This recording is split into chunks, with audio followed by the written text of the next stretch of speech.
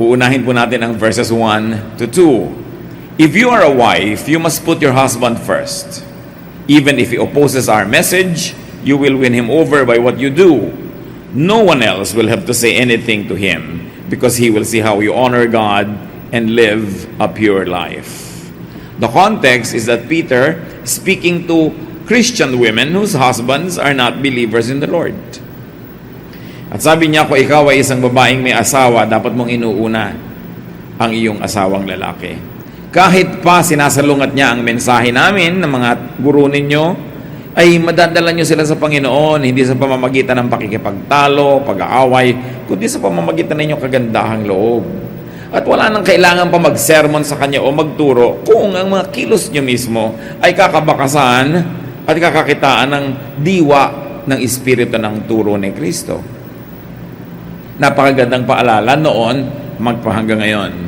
That an attractive wife here prioritizes her husband. Kung hindi ka rin lamang handa na ang isang lalaki maging priority ng iyong buhay, huwag kang mag-asawa, huwag mo siyang pakasalan. Ganon din yung lalaki. Hindi ka handa na bigyan ng priority ang babaeng ito, ba't mo papakasalan? Para maabala ka lang sa mga balak mong pasyal, lakad dito at punta doon, ba't ka pa mag-aasawa? So an attractive wife or husband prioritizes the spouse. An attractive wife, according to Peter, behaves well for her husband's honor. Kailangan ng isang tunay na babaeng nananalig sa Diyos ay kapuri-puri ang pamumuhay to the point that her life honors God. That she lives above and beyond suspicion and blame, especially when it comes to marital faithfulness. Dapat ang isang babaeng may asawa ay walang ginagawang masama at mukha ring walang ginagawang masama. Hindi sapat na sasabihin, wala akong ginagawang masama. Oo nga, pero mukha meron. Nasisiraan ang dangal ng Diyos, nasisiraan ang dangal ng asawa, at gusto kong bigyan ng diin, bagamat ang detalye dito ni Pedro ay addressed to believing women, kung ang kausap niya are believing men, ganyan din ang sasabihin niya sa pakikitungo ng men na ito sa kanilang may bahay o asawang babae. Hindi sapat na walang ginagawang masama. Kahit mga anak niya, Mami, wala akong ginagawang masama. Oo nga anak, pero mukha meron. So dapat hindi ka lang mukhang walang ginagawang masama at wala talagang ginagawang masama pareho. So an attractive wife wins her husband by how she makes him feel about his importance to her. Walang nangyayari sa isang babaeng o nakakilala sa Panginoon na hilig mag-Bible study, umattend ng choir, magkaroon mga ministry sa church, tapos pinapabayaan niya yung asawa, pinapabayaan yung anak, pinapabayaan yung bahay. Uuwi ang asawa, walang makain, kaya walang maisuot, hindi maayos ang bahay dahil lagi nasa prayer meeting si Ginang, dikones dito at dikones doon, kumakanta dito at may visitation doon, tapos ang sariling bahay na papabayaan. Sabi ko, kung gusto nyo talaga na madala sa Panginoon ang inyong mga kabiyak, unahin nyo sila, mahalin nyo, para hindi sila magselo sa Diyos, para hindi sila magselo sa church. Oras na yung husband mo nagsaselo sa church dahil nakikita niyang napapabayaan mo siya, tapos pa na yung prioritize mo sa iyong mga ministries, mahihirapan kang dalhin siya sa Panginoon. Kaya hindi sapat yung naglilingkod kasi ako sa Diyos because your family is your first ministry. Marami pang paraan ng paglilingkod. Marami pa nga mga kabataan magbibigay sa akin ng tanong, Pastor, gustong-gusto po mag-church, di po ba dapat unahin ng Diyos? Pinipigil po ako ng parents ko kasi unbelievers po sila. Ano pang dapat kong gawin? Siyempre ang payo ko, stay home. Hindi ka pala pinapayagan, minor de edad ka, wala ka pa sa sarili mong disposisyon, obey your parents. Pero di ba pag una ang Diyos dapat? Oo, pero nasa bahay nyo rin naman ang Diyos. Pwede kang mag-worship doon, pwede kang kumanta doon, pwede kang gumawa ng paraan. At kung nasa school ka, kung may Bible study group, mag-attend ka. It's important to give priority to our family. Hindi gusto ng Diyos na nakakahiwa-hiwalay ang mag-anak. At wala pang nakipaghiwalay sa kamag-anak dahil sa relihiyon na nadala yung kamag-anak niya para sa Panginoon. Kailan unahin mo? Dahil kung marunong ka rin naman mag-una nun, aani rin ang iyong tanim. At hindi mo lang ginagawa yung para umani, kundi dahil talaga ang pamilya, ibinibilin sa atin na priority natin ang ating family. Kailangan natin yan pinaglilingkuran. So an attractive wife is all that. 1 Peter 3:3-4 adds, more definition to the beauty of a woman or the good looks of a man. Don't depend on things like fancy hairdos or gold jewelry or expensive clothes to make you look beautiful. Be beautiful in your heart by being gentle and quiet. This kind of beauty will last, and God considers it very special. Now, good grooming and ornamentation is not the culprit here. It is dependence only on it for value. Many people tend to misread these verses. Kaya may mga sekta na bawal mag-alahas, bawal magsuot ng hikaw, bawal magsuot ng ganito, bawal na magpusod, magtirintas. Kailangan ilugay mo lang yung buhok mo dyan, huwag mo siyang kailangan laging bigyan ng pansin dahil nagiging sobrang literal ang pagbasa sa verses. Kung tutuusin, ang tunay na malalim na kahulugan dito ni Pedro is, huwag mong iasa lang ang kagandahan mo sa panglabas. Unahin mo yung gandang pangloob. Pero hindi naman sinasabing, magmukhang tiriringgay ka na sa labas. Huwag ka na mag-shampoo, huwag ka na mag-ayos, at magmukhang losyang ka na lang forever. No, because God is God of beauty.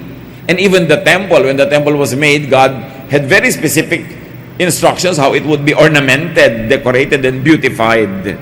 So alam natin na hindi yun ang kahulugan. Ang sinasabi lang, kung yun lang ang inaasahan mo para ka magmukha maganda, na nagkakanda utang-utang ka na, nagkakabaon-baon ka sa mga kung ano-anong utang, hindi ka na nakakapagluto ng masarap dahil hinihuhulog mo sa mga hikaw mong kay lalaki, hindi ganyan ang ibig sabihin na maganda. Pero kung napagsasabay-sabay mo naman yun, lalo't inireregalo pa nga sa inang asawa mo, ano naman ang masama na isuot mo yun? Dahil ang lahat ng magagandang bagay, ang mga hiyas, mga perlas, precious metals, are also created by God. And whenever you use them, not to eclipse your spiritual beauty, but to enhance, God is glorified because God is God of beauty. Huwag nating dadalhin yung mga ganitong verses to exaggerated misreading because they become very oppressive. And the tendency of people who read it that way is that they also become very judgmental of others. Kaya kung isa kang babae na ang nadinig mo at naituro sa yung interpretasyon ay literal na literal, ang tendency mo, hindi ka lang hindi mag-aalahas, hindi ka lang hindi mag-aayos ang buhok, i-judge mo rin ang lahat ng kapwa mo babaeng nag-aayos. And then it goes against the very nature of Christian teaching of non-judgmentalism. So do not carry this teaching too far. Do not take it too literally, because biblical language could be symbolic or could be exaggerating many times. Tulad ng pinagtinatawag nila, Sea of Galilee. The Sea of Galilee is not a sea, it's a lake. It's a very small lake. But to exaggerate its significance to the people around that lake, they call it sea. Ganun, kailangan na unlock natin yung how to read the Bible. And most of the time you say, well, because it's an Eastern literature, and it was written long ago, the tendency is for the language to employ exaggeration. To be dramatic. Parang sinabi mo, malungkot ba yung pelikula? Bumaha ng luha sa sinehan. Siyempre, hindi naman talaga literally bumaha. Kaya mga sabing mula nang inibig kita at binugo mo ko ay luha ang aking banig. Luha ang aking unan. These are all poetic language. And the Bible was written that way. So huwag natin siyang babasahin at i-apply to very absurd proportions that we become enslaved, trying to follow it to the letter in a very, very oppressive way. Now, going back to what Peter was saying about women, 1 Peter 3:5, long ago, those women who worshiped God and put their hope in Him made themselves beautiful by putting their husbands first. So, pag nagtanungan yung mga misis, anong ginagawa mo ngayon? Nagpapaganda. Naglalaba ka, ano? Kasi by putting their husbands first. Anong ginagawa mo? Nag-beautify. So, pinagluluto mo yung husband mo. Kasi daw noon, ang pagpapaganda ng mga babae ay dinadaan nila sa pag-uuna sa pangangailangan ng kanilang asawa. But of course, this prioritizing of husband does not only mean na maging chimay ka, na maging kusinera ka, maging labandera ka. Mas may malalim siya kahulugan. Na inuuna nilang uri ng pagpapaganda ay paglilingkod sa asawa sa pamamagitan ng pagiging tapat.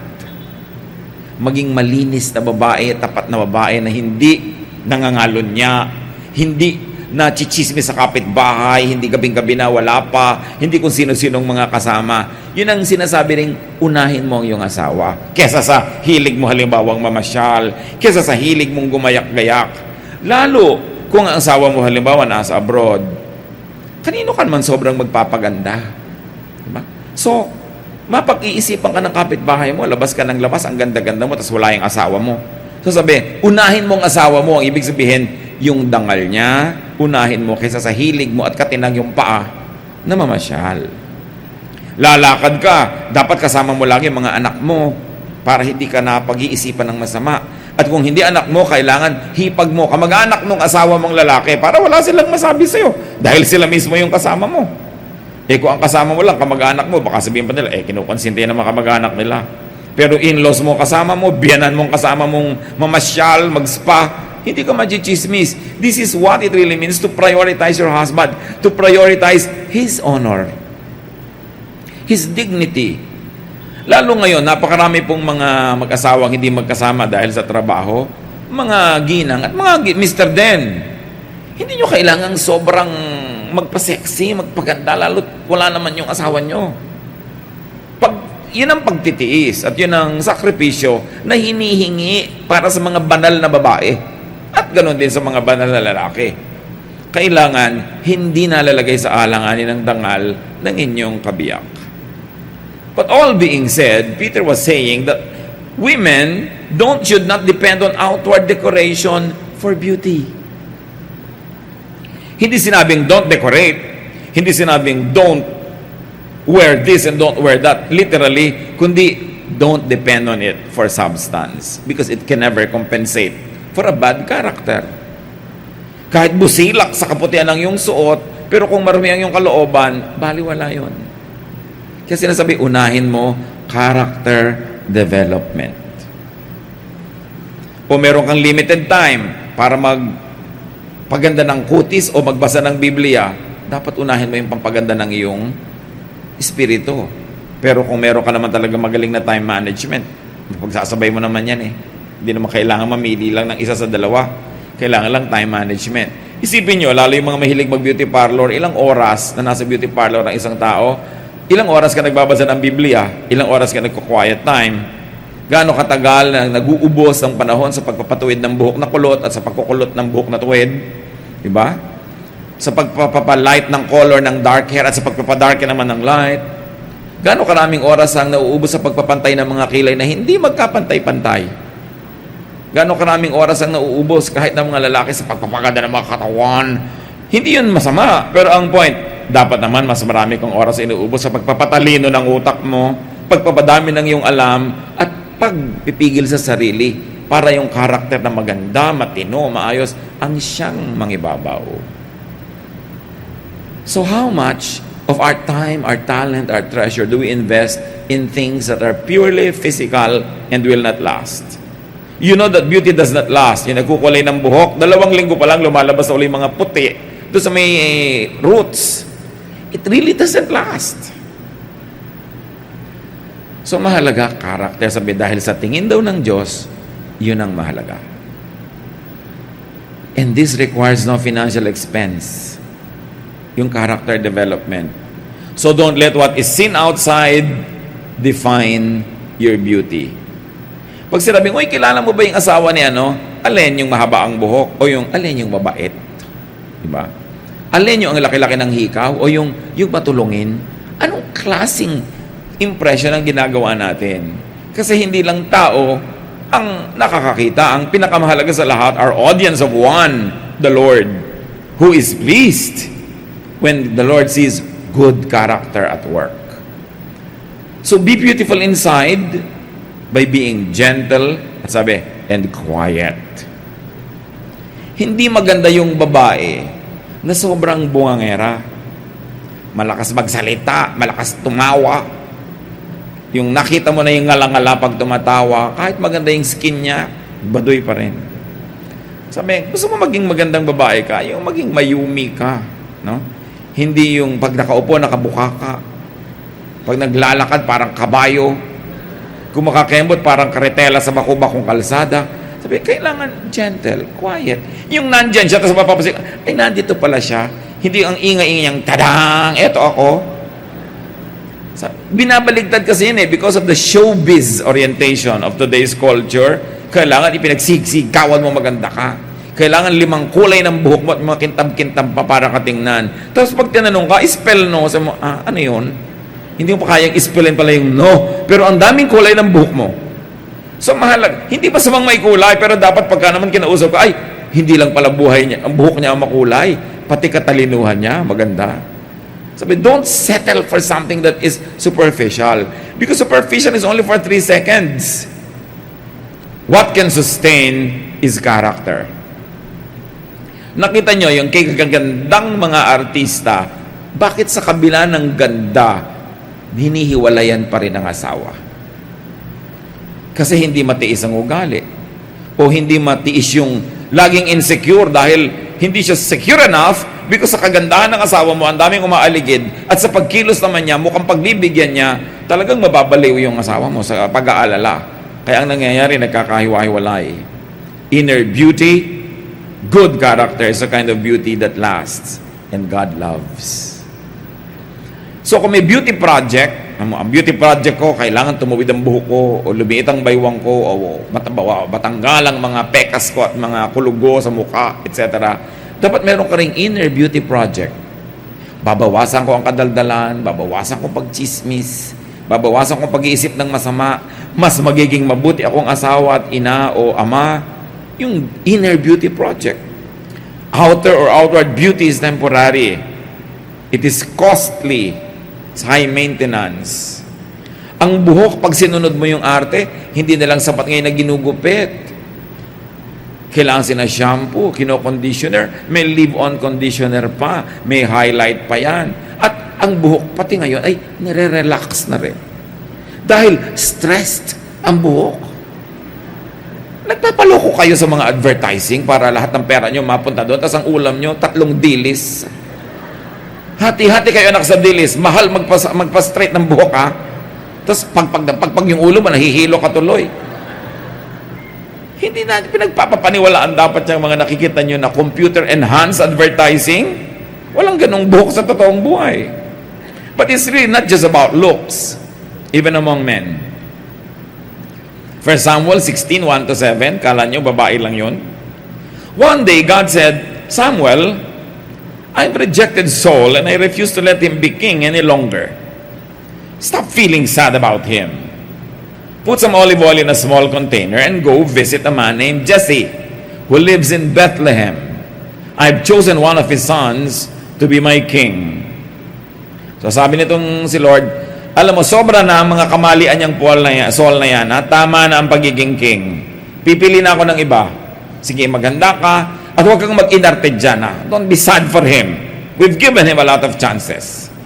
Magdala ka ng oil, may ipapa-anoint ako sa yung bagong magiging hari ng Israel. So when I show you which one of his sons I have chosen, pour the olive oil on his head. Samuel did what the Lord told him and went to Bethlehem. When Jesse and his sons arrived, Samuel noticed Jesse's oldest son, Eliab. He has to be the one that the Lord has chosen, Samuel said to himself. But the Lord told him, Samuel, don't think Eliab is the one just because he's tall and handsome. He isn't the one I've chosen. People judge others by what they look like, but I judge people by what is in their hearts. Nung makita nito si Samuel, ang pagkagwapo-gwapo at pagkatangkad-tangkad na si Eliab, sa niya, ito na. Hoy, tumigil ka. Nakakita ka lang na matangkad at gwapo, kala mo yun na. No, hindi siya ang napili ko. Ang tao tumitingin sa panglabas na anyo, pero ako hindi. Tumitingin ako sa puso. Now, don't get the verses wrong. Maraming matangkad na, gwapo pa, maganda pa kalooban. Eh, bonus talaga yon. Ganon din, may mga babaeng ganon, magaganda na, mabubuti pang kalooban. Bonus. Pero sabi, kung yun lang ang pagbabasihan mo, mapapahama kayo lahat. Sapagkat maraming kagandahan ay bihirang maging tapat, sinabi ng mga matatanda. So what is our conclusion about these readings? How do they relate to us? When you develop yourself, when you seek a partner, when you choose workers, when you appraise others, Do not prioritize, do not capitalize on, and do not be proud of just physical beauty. Interviewer kayo, marami kayong i-interviewin, huwag kayong masilaw sa ganda. Mamimili kayo na magiging papa, mama. Huwag kayong magpasilaw sa ganda. Ang hanapin nyo, character. Kasi yung ganda, isang barog lang nun, pwedeng mawala. Isang pagkakadapa niya sa release ng trend, pwedeng mawala ang kagandahan niya. Ngayon, kung maganda na, pero yung character, nauna na, edi bonus. Pero according to many studies, pag batangkad ka't maganda, malalaki sweldo. Malaki agad ang ino-offer ng interviewer pagka maganda at matangkad, which is wrong. Kasi napakaraming magagaling na tao na hindi gano'n ang panggulat nila physically. No? Kaya importante, huwag kang pabubulag, lalo decision maker ka. At lalo kayong mga babae, pipili kayo ng asawa, mapapangasawa. Kung may magandang karakter talaga, magandang karakter, pareho, isang gwapo, isang hindi masyadong gwapo, pumili kayo ng, hindi nyo masabi, no? Kasi wala kayong masyadong kaagaw. Ang hirap daw nung may asawa kang gusto rin maging asawa ng buong barangay. Lagi ka nakikipag-compete, lagi kang insecure. No? Kasi sabi nila, sa dilim naman daw, pare-pareho na rin yun. Kaya, huwag kang masyadong magpa-impress sa mga may itsura. And do not invest only on physical beauty. Huwag puro doon napunta ang pera.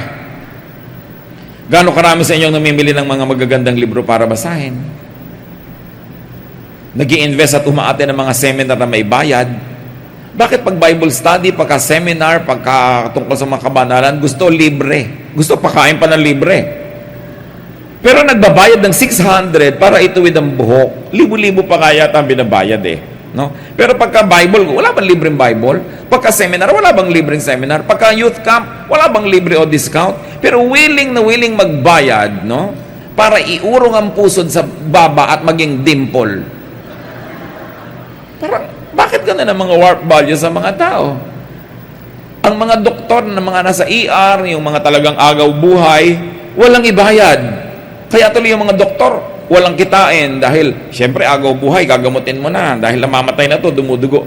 Pero yung mga doktor na nagpapaganda lang, naglilipat ng nunal dito, gano'n, ang lalaki ng mga kinikita. Kasi ang mga tao willing magbayad ng limpak-limpak sa pagpapaganda, pero hindi sa pagliligtas ng buhay. Do not invest only on that. Huwag lang maging pa-beauty, kundi dapat maging mabuti. Sandali lang ang ganda. Natatandaan nyo nung 1970s, very early 70s, yung pelikula ni Franco Zeffirelli, Romeo and Juliet, si Olivia Hussey. Pagkaganda-gandang babae. Nakakila pa yung pelikulang yan, Romeo and Juliet, eto na siya ngayon. Huwag kayong tumingin sa katabi nyo, hindi siya si Olivia Hussey. Si Leonard Whiting, yung Romeo, ganito siya noon. Ngayon, ganun. Hindi naman nila kasalanan. Dahil ito, umandar ang edad eh. Gravity worked and did its part. At lahat ng maganda magkakaganyan din. Sa katunayan, ang ganda sa sandali. Parang tanghaling tapat lang. Ang bilis lumampas. Ang tunay na kagandahan ng isang babae sa isang lalaki, wala pang 10 taon. Kaya nakikita mo kami sa, ay, tumawid na siya. Yung matanda na siya. Yung may tatawirin ka kasi na biglang matanda ka na. Wala kang magagawa tungkol doon. At habang hinahabol mo ng surgery yan, na lahat ng mata ng 5 babae sa inyo makakabuka na, no? Pare-pareho pala kayo ng surgeon. Mamaya lahat ng babae sa isang bayan magkakamuka. Kasi isa yung gumugupit ng mukha nila. Gusto nyo yun, walang karakter? Tapos tawang-tawa ka na, sabi mo, kasi hindi ka pwedeng humalakak, baka mapilas ang mukha mo. Bakit papahirapan ng sarili? Ang ganda-ganda ng babae na umiidad na alam mong may pinagkatandaan, nagpalaki ng anak, naging mabuting babae. Tapos kiting mo yung kamay, mga puro kulubot-kulubot, kasi maraming nilaban, maraming pinlansya, maraming talsik ng mantika. Sa totoo lang, yun talaga ang magandang babae. Magtataka ka sa nagkaanak at nagkaasat, ang ganda-ganda pa rin, liban na lang super bilyonarya, maraming mga katulong. Anong mga hindi mo ginawang trabahong bahay, bakit ganyan ka pa rin kakainis? Hindi yun katangian. Maaaring isang malaging kapitasan yun na marami kasi purong pinabayaan. Liban nila ang galing mo rin mag-maintain. Meron namang gano'n, talagang ang galing na ina, tas ang galing pa rin ang kagandahan niya. Yan ang mga tinatawag nating super bonus. Pero among ordinary mortals like us, talagang pagtatrabaho, paglilingkod, bumubukol, pumepeklat. At yun ang talagang tunay na tropeo ng kagandahan. Meron ako isang kilalang tatay, laglag na laglag ang balikat niya. Yung pala, lagi siyang may dalang mabibigat na toolbox kasi mekaniko. Tapos wala siyang sariling sasakyan, buhat-buhat niya kahit saan. Ang ganda naman ng mga balikat ng tatay na gano'n. Yung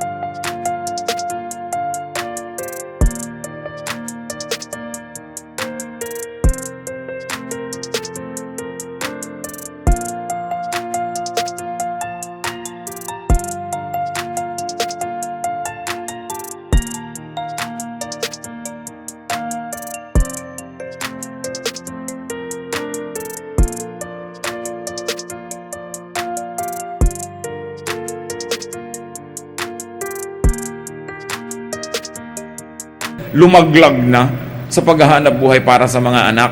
What is your concept of beauty?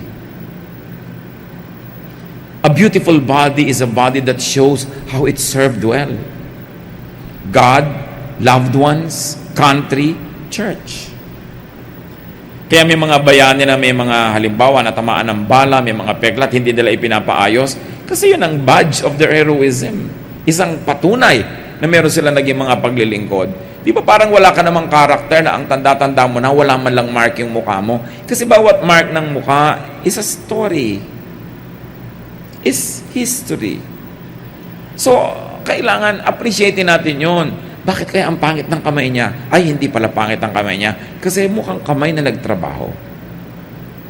Appreciate. Yung mga asawa naman kasi, pagka nahawi-hipon niya na yung mga wife niya, yung mga kamay nila magaspang, ba't bigla na binibitawan? Diba? Dapat mong lalong masahihin dahil naglalaba pala siya, namamalansya, nagluluto. Alam niyo yung maghiwa-hiwa ka lang at kung ano, sari-sari talaga nangyayari sa kamay mo.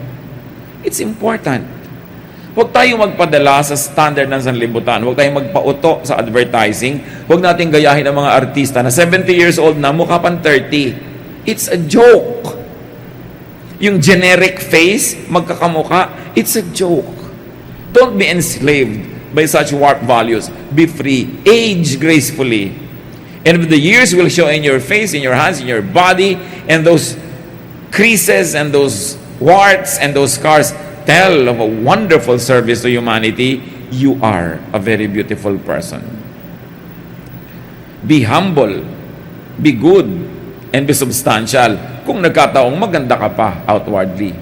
Pero huwag mainggit sa maganda. Magtatabla din kayo balang araw. So mga balang araw, magiging magkamukha din tayo. It's good to be beautiful, but what is good will soon be more beautiful. Kaya yung mga ibang mag-asawa lalong nagmamahalan kasi nakikita mo yung character. Nakikita mo yung willingness niya na magsakripisyo para sa iyo o sa iyong mga anak. Lalong kakalapit ang loob. Sino yung mga mag-asawa nagkakalayo ang loob? Yung habang lumaandar ang panahon, nakikita mo, unselfish pala nitong napang-asawa ko. Sobra pa ng makasarili to. Wala na kaming makain, inubo sa bleaching ng tuhod niya. Diba? Yung ayaw niyang masira ang korte ng breast niya, ayaw mag-breastfeed. Para kanino ba yung breast mo? Para sa mga kanto boy? Para maganda ang masipulan habang lumalakad ka sa kalsada? Hindi ba para sa mga anak mo at asawa? Kaya naman yung isa kong kakilala, sabi niya, alam mo, ang ganda-ganda ng boobs ko ng dalaga. Ako, tingin mo parang nalaglag ngayon na nilugaw. Paano naman, ilang anak ko na ang naglambitin dyan, kasama pa ang asawa ko.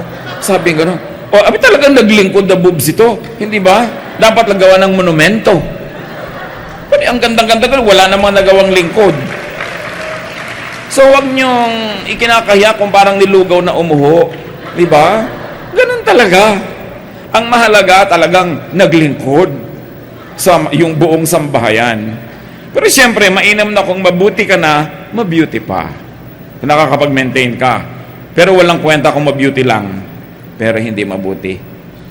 Masama kung ang pagpapabeauty ay hindi tuloy nagiging mabuti dahil naubos yung energy para doon. So pagandahin ang kaluluwa at ang espiritu. Pagandahin ang ugali kasi yun ang tinitingnan ng Diyos. Pagandahin ang pagkatao. Invest in your inner beauty. Kung nagme-maintain ka, nag-exfoliate ng balat, ng kuko ng buhok, lalong ine-exfoliate ang espiritu. Lalong mine-maintain ang kaluluwa. 1 John 2:15-16, do not love the world, nor the things in the world.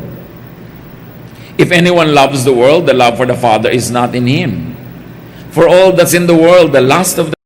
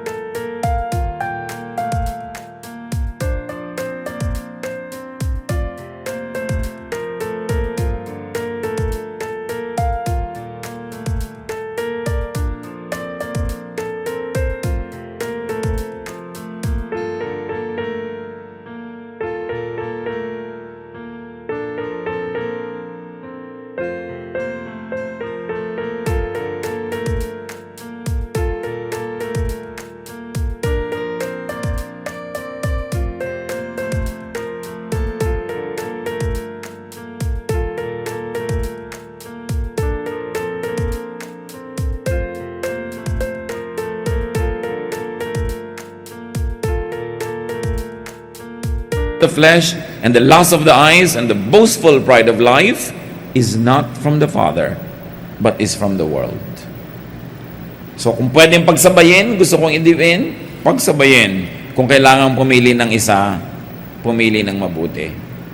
Always prioritize character. And always prioritize the honor of your spouse more than what you itch to do. That is what it means to prioritize our families. And that is high worship. That is pure religion. To be very good to your spouse, to your children. God loves it.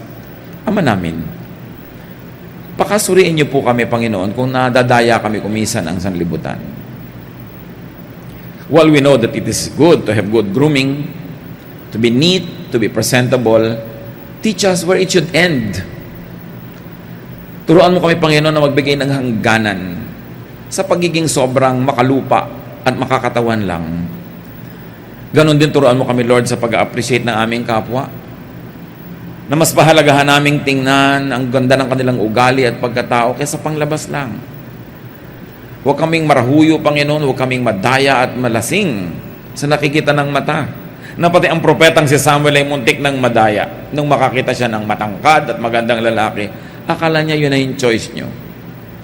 At kung meron sa amin mga kapatiran, Panginoon, na wala nung mga assets na yon na ipinagdiriwang ng sanlibutan, pero meron mga internal, spiritual, emotional, intellectual assets, turuan mo kami, Lord, to find value in ourselves, not to be inferior, not to be envious of others, not to compare ourselves with others, but to continue, Lord, to be thankful that you have given us spiritual, emotional, and intellectual assets. Turuan mo rin kaming pahalagahan yon sa aming kapwa. Magbulay-bulay tayo sa madali, mga kapatid, kung ano ang kahulugan ng mga paalalang ito sa ating buhay.